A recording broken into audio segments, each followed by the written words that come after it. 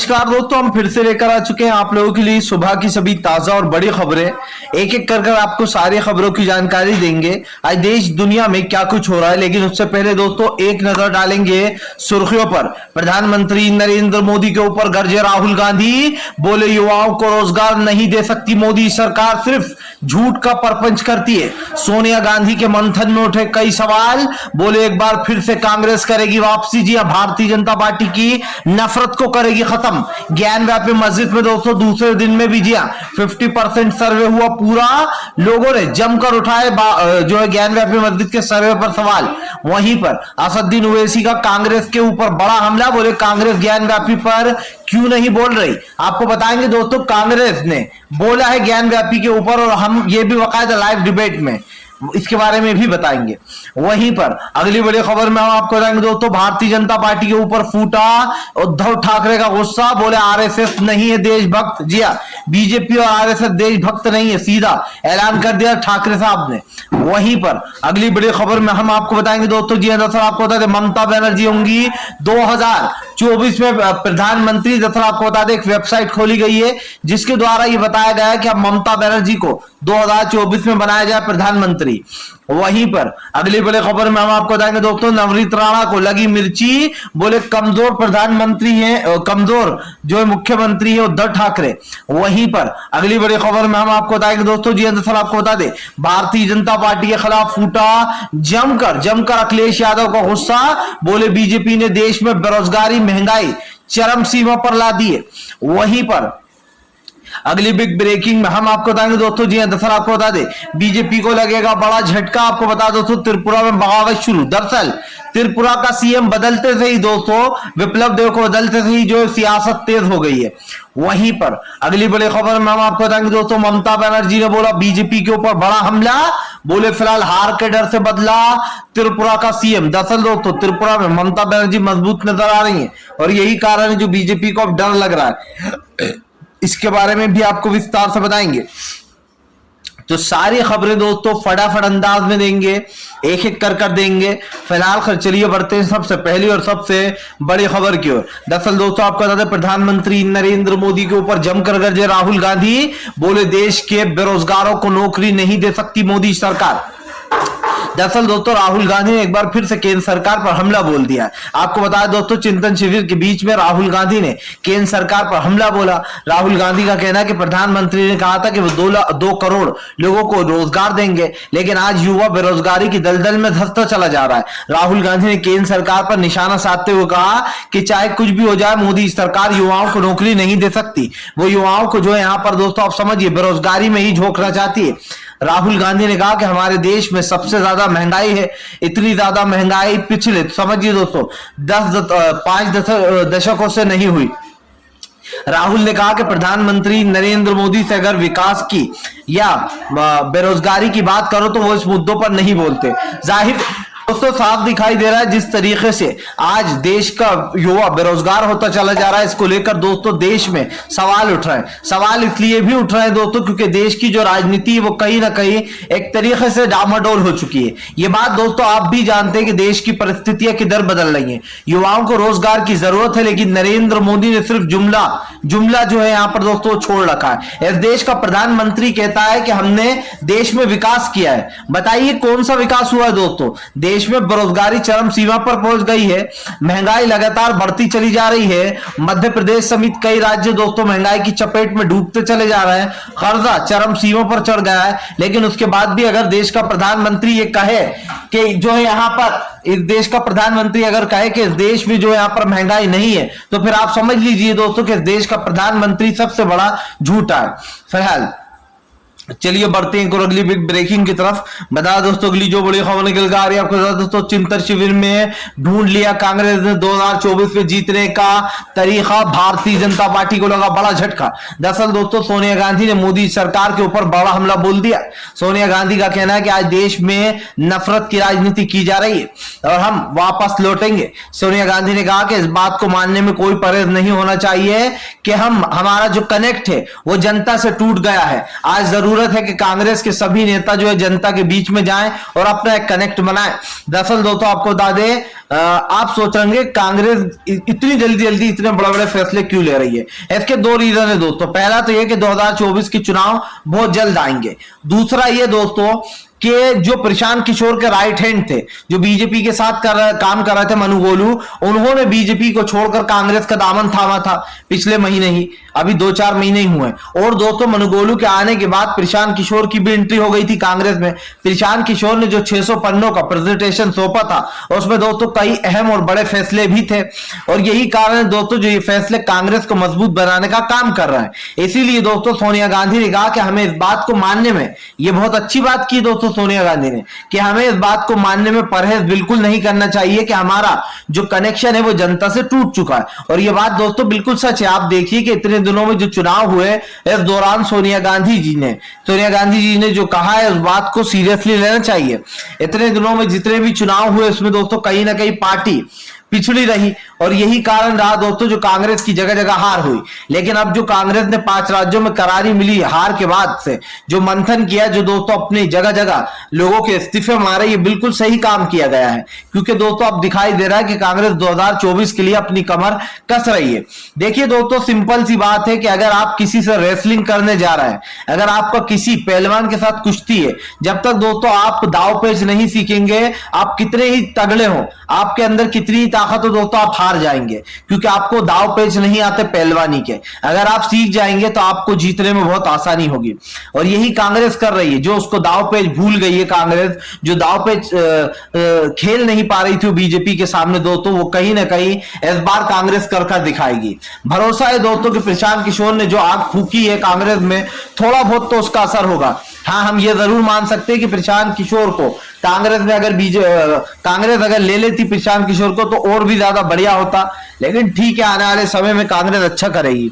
चलिए बढ़ते हैं एक और अगली बिग ब्रेकिंग की तरफ। बता दोस्तों अगली जो बड़ी खबर निकल कर आ रही है, असदुद्दीन ओवैसी का बीजेपी के ऊपर बड़ा हमला। बोले ज्ञान व्यापी मस्जिद का सर्वे कहीं से कहीं तक ठीक नहीं। जी हम नहीं मानते हाई कोर्ट के फैसले को बिल्कुल सही और अचूक। आपको बता दें दोस्तों एक बार फिर से असदुद्दीन ओवैसी ने बीजेपी के ऊपर कई सवाल उठा दिए। ओवैसी का कहना है कि 1991 के एक्ट को झुटलाया जा रहा है। और आप समझिए ये एक्ट किसकी सरकार में बना था ये भी आप समझ लीजिए। जी हाँ, और उसके बावजूद भी जानबूझकर इस पर सब लोग चुप बैठे हुए हैं। दोस्तों ज्ञान व्यापी में जो खुदाई सर्वे चल रहा है, वीडियोग्राफी हो रही है, ये देश के लोकतंत्र की हत्या हो रही है। आज दोस्तों मस्जिद की खुदाई हो रही है, कल मंदिरों की खुदाई करेंगे, परसों चर्च की खुदाई करेंगे और कहेंगे कि यहां भी हमारा धर्म स्थल था। जो लोग कुतुब मीनार पहुंच सकते हैं, ताजमहल पहुंच सकते हैं, वो अंधभक्त कहीं पर भी जा सकते हैं। एक तरफ तो दोस्तों कोर्ट ने ताजमहल पे फटकार लगा दी, दूसरी तरफ दोस्तों आप समझिए बनारस की हाई कोर्ट ने ये कह दिया कि नहीं सर्वे तो होकर रहेगा। ये इस बात को साबित करता है कि कोर्ट के जजों पर जमकर दबाव डाला जा रहा है। ये दो ही मास्टरमाइंड है जो दोस्तों जो कि हिंदू मुसलमान का खेल पीछे से खेल रहा है। इन्हें पता है अगर अब इस मस्जिद पे हम बोले तो लोग जरूर समझ जाएंगे कि ये सब कुछ नरेंद्र मोदी और गृह मंत्री अमित शाह ही करा रहा है। इसलिए दोस्तों ये दोनों के दोनों चावक के जो कहते हैं अपने आप को, ये दोनों चुप बैठे हुए हैं। ये अच्छे से जानते हैं कि इनके कहने पर ये सारी राजनीति हो रही है, ज्ञान व्यापी में सर्वे हो रहा है। इनका बस नहीं चले वरना हर मस्जिद को मंदिर में तब्दील कर दें।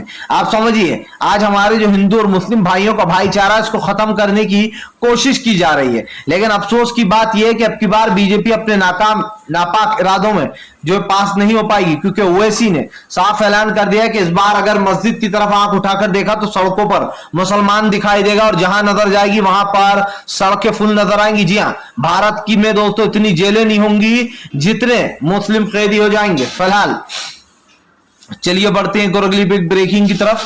बता दोस्तों अगली जो बड़ी खबर निकल कर आ रही है, अखिलेश यादव का बीजेपी के ऊपर जमकर हमला। बोले फिलहाल बीजेपी ने देश के विकास के लिए कोई काम नहीं किया। दरअसल दोस्तों अखिलेश यादव ने बीजेपी के ऊपर निशाना साध दिया।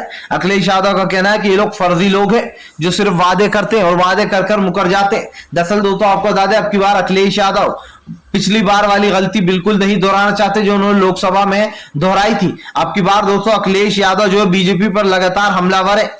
अखिलेश यादव ने साफ कर दिया कि भारतीय जनता पार्टी को अगर सत्ता से हटाना है तो बीजेपी को पूरी तरीके से दोस्तों आप समझिए कमजोर करना होगा।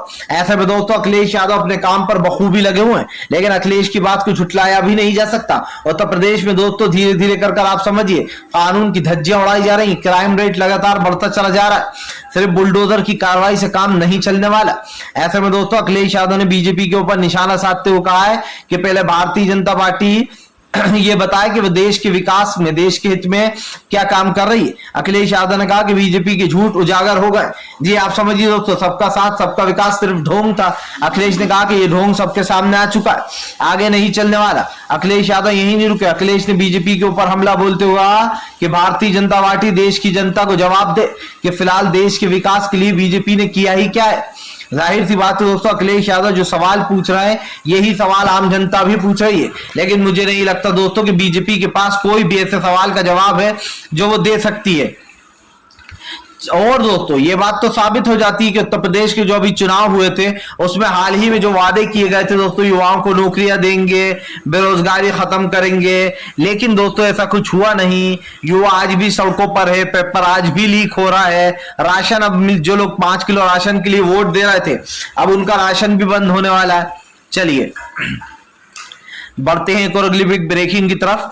बता दोस्तों अगली जो बड़ी खबर निकल कर आ रही है, दरअसल दोस्तों आपको बता दें भारतीय जनता पार्टी को लगा बड़ा झटका दोस्तों, विपुल देव के इस्तीफा देने के बाद दोस्तों त्रिपुरा में भगदड़ मच गई है। दरअसल दोस्तों लग रहा है पार्टी दो फाड़ में बढ़ गई है। आपको बता दोस्तों बीजेपी बड़े ही शातिरनेस के साथ उस वक्त दोस्तों सीएम बदल देती है जिस वक्त चुनाव करीब आने वाले होते, या फिर दोस्तों चुनाव करीब आ गए होते।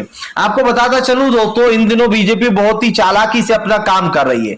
बीजेपी ने दोस्तों त्रिपुरा में इनको झटका ना लगे इसीलिए एक बड़ी चाल चली है, उन्होंने वहां का सीएम ही बदल डाला। आपको बता दोस्तों, लेकिन बीजेपी को यह नहीं पता था कि अगर विपुल देव को बदला जाएगा तो वहां पर जो पार्टी है उसमें बगावत शुरू हो जाएगी। आपको बता दें बाकायदा बीजेपी के विधायक ने कुर्सियां तोड़ दी, कुर्सियां तोड़कर अपना रोष दिखाया। ये वीडियो सोशल मीडिया पर कल से ही वायरल हो रहा है दोस्तों, और इस वीडियो को अब तक बहुत से लोगों ने, लाखों लोगों ने देख चुके हैं। इस वीडियो में दोस्तों एक चीज वो हमें यह पता चली कि प्रधानमंत्री नरेंद्र मोदी उन सीएमओ को बदल देते हैं जहां जहां उन्हें लगता है कि जनता अब इन्हें दोबारा वोट नहीं देगी। आप देखिए दोस्तों बीजेपी को लगता है कि सीएम बदलने से लोग सोचेंगे कि चलो अब तो दूसरा सीएम है ये अच्छा काम करेगा, इसको वोट दे देते हैं, और बीजेपी ये राजनीति कई दिनों से कर रही है। लेकिन दोस्तों ये आपको और हमें समझना होगा कि बीजेपी ये चालें चलती है, और बहुत सारे बेचारे जो कह सकते हैं दोस्तों, बहुत सारे लोग ऐसे भी होते हैं जो आपकी और हमारी तरह नहीं समझ पाते, वो बेचारे बहुत सीधे होते हैं। आज उन्हें यही सोचना होगा दोस्तों कि बीजेपी जो चाल चल रही है वो कहीं ना कहीं दोस्तों देश के हित में नहीं है, और यही कारण है कि सीएम बदल दिए जाते हैं जनता को फिर से एक बार बेवकूफ बनाने को, ताकि जो दूसरा सीएम आए वो उसको वोट दे जनता बीजेपी को। लेकिन अब आप लोगों को समझना होगा कि मोदी सरकार का ये जो हथकंडा ये बहुत पुराना हो चुका है। अभी गुजरात में भी यही हुआ, इससे पहले उत्तराखंड में भी यही हुआ, लेकिन अब की बार मुझे लगता है कि भारतीय जनता पार्टी गुजरात तो खोएगी, लेकिन उसके साथ हिमाचल प्रदेश और कई और राज्य बीजेपी के हाथ से खिसकेंगे। इस वक्त बीजेपी ने जगह जगह अपनी सरकार बना रखी है, लेकिन अगर विकास की बात की जाए तो 0 सन्नाटा। जी आपको कहीं विकास देखने को नहीं मिलेगा। गुजरात चले जाइए आप, गुजरात में आपको कोई विकास नहीं दिखाई देगा। चलिए बढ़ते हैं एक और अगली बिग ब्रेकिंग की तरफ। बता दोस्तों अगली जो बड़ी खबर निकल कर आ रही ज्ञान व्यापी का दोस्तों 70%, जी हाँ सर्वे हो चुका है पूरा। दूसरे दिन भी दोस्तों कड़े बंदोबस्त के साथ सर्वे पूरा किया गया। आपको बता दोस्तों अब तक जो जानकारी मिल रही है बाकायदा 4 तहखाने खोल दिए गए, लेकिन दोस्तों बताया जा रहा है ज्ञान व्यापी में कुछ भी नहीं मिला है। हाँ कुछ चीज जरूर मिली है। ये कौन कह रहा है? ये गोदी मीडिया कह रही है कि कुछ तो मिला है, और ये मैं रोज इसलिए दोहरा रहा हूं ताकि ये बात आप तब तक ना भूले जब तक कि दोस्तों ये कोर्ट में जो ये पेश किए जाएंगे सबूत आप देखिएगा, और कोर्ट जो फैसला देगा ना आप लोग को चौंकाएगा। क्यों चौंकाएगा दोस्तों? क्योंकि हो सकता है कुछ सबूत ना भी मिले तो भी दोस्तों अब जानबूझकर इस केस को खोला जाए और ये कह दिया जाए नहीं कुछ तो मिला है, अब आगे और कार्रवाई होगी। आप समझिए क्योंकि जो जज ये फैसला दे सकते हैं हाई कोर्ट के कि नहीं सर्वे तो होगा, उन जज से फिर दोस्तों आप समझिए उन पे भरोसा भी क्या करना, क्योंकि वो तो ये भी कह सकते हैं कि भैया नहीं ये भी हो सकता है मंदिर से ही कुछ जुड़ी हुई चीज हो, इसका सर्वे हुआ है तो अब तो चलेगा।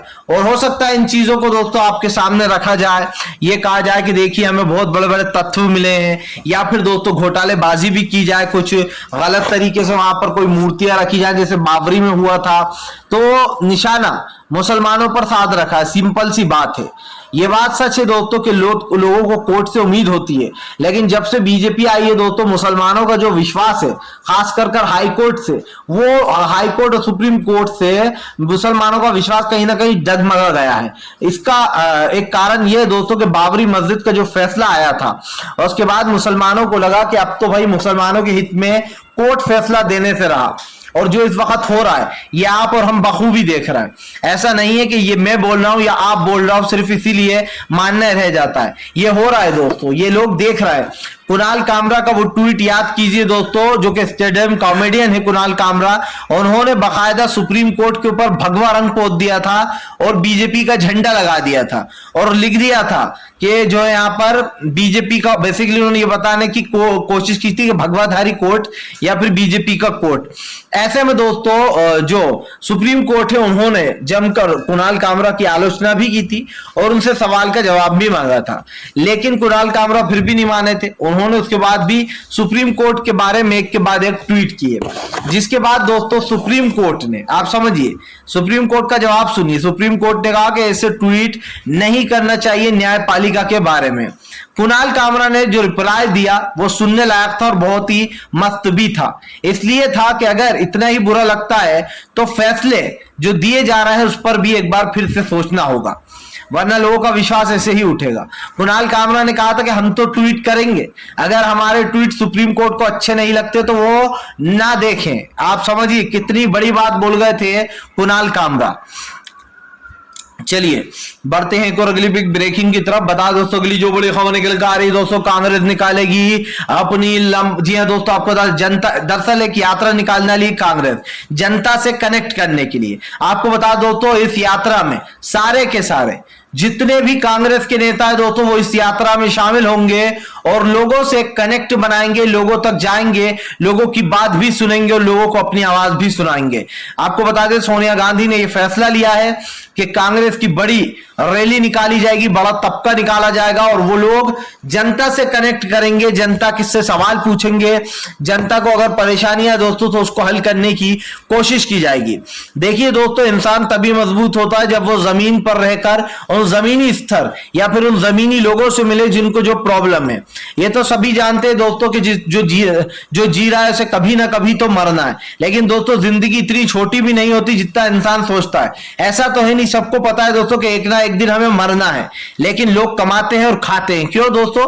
क्योंकि सबको पता है कि एक जिंदगी होती है, एक उम्र होती है दोस्तों, और उस उम्र तक इंसान वो मेहनत करता है। तो आप ये ना भूलिए दोस्तों कि इस वक्त देश की जनता को जिस हालात में बीजेपी ने छोड़ दिया है, आज बुजुर्ग अपने बच्चों के बारे में सोच रहे हैं, समझिए जो है बच्चे जो है दोस्तों अपने बूढ़े माँ बाप के बारे में सोच रहे हैं। तो ऐसे ही जो है देश का विकास अटका पड़ा है। अगर बीजेपी को सत्ता से हटाना है तो कांग्रेस को तो चुनना ही होगा। कांग्रेस मजबूत जो अपने आप को कर रही है उससे एक खुशी ये है कि कम से कम कांग्रेस अपने आप को वापस ये समझ गई है उसकी कमजोरी कि उनका कनेक्ट जो है दोस्तों जनता से टूट चुका है, और इस कनेक्ट को बनाने के लिए दोस्तों सोनिया गांधी पूरी मेहनत कर रही है और मैं सोनिया गांधी पर ज्यादा विश्वास करता हूं। फिलहाल दोस्तों वीडियो अच्छा लगे तो लाइक करें, चैनल पे पहली बार आए सब्सक्राइब कर लें, क्योंकि दोस्तों आने वाले समय में इस ऐसी ही वीडियोस आपको मिलती रहेंगी। लेकिन फिलहाल बढ़ते एक और अगली बड़ी खबर की ओर। आपको बता दें दोस्तों प्रधानमंत्री नरेंद्र मोदी के ऊपर बरसे उद्धव ठाकरे। जी हाँ, आपको बता दें उद्धव ठाकरे ने बीजेपी और आरएसएस को दोस्तों नकली फर्जी हिंदू बता दिया। उद्धव ठाकरे का कहना है कि बीजेपी आरएसएस जो है वो देशभक्त नहीं है और उसने देश के लिए कौन सी लड़ाई लड़ी, आखिरकार देश के लिए किया ही क्या है ये बता दे हमें। आपको बता दें उद्धव ठाकरे ने बीजेपी के ऊपर हमला बोलते हुए कहा कि बीजेपी और आरएसएस एक ही सिक्के के दो पहलू हैं, इन दोनों ने ही देश के लिए कोई काम नहीं किया। जाहिर सी बात है दोस्तों, देश में जो विकास हो रहा है आज उसको लेकर कहीं ना कहीं बीजेपी दोस्तों पूरी तरीके से डामाडोल हो चुकी है। आने वाले समय में यह तय कर लिया जाएगा कि आखिरकार देश का जो युवा है दोस्तों वो किस तरफ जाएगा, अंधकार की तरफ या फिर दोस्तों आप समझिए कामकाज की तरफ। फिलहाल अगर आपको हमारा वीडियो अच्छा लगे तो दिल से इसको लाइक जरूर कीजिएगा, चैनल को सब्सक्राइब भी कीजिए और शेयर